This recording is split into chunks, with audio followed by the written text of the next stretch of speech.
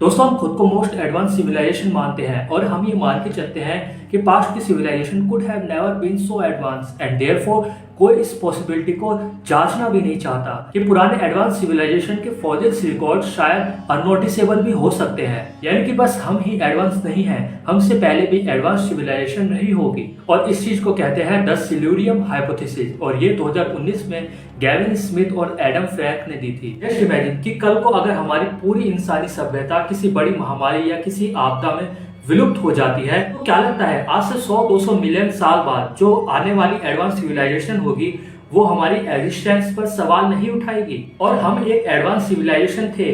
क्या ये वो लोग मान पाएंगे? क्योंकि उनके हिसाब से तो वही एडवांस सिविलाइजेशन है।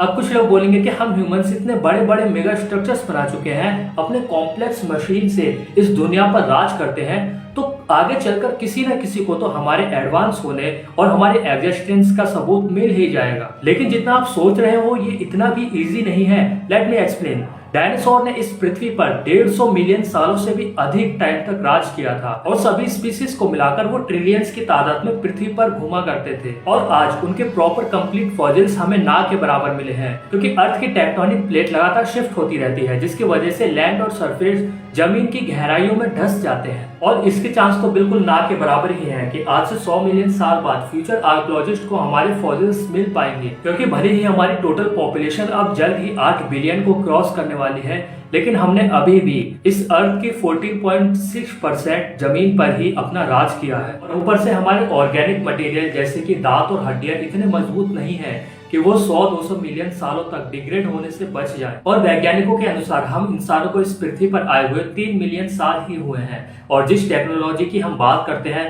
वो तो 200-300 सालों पुरानी ही है।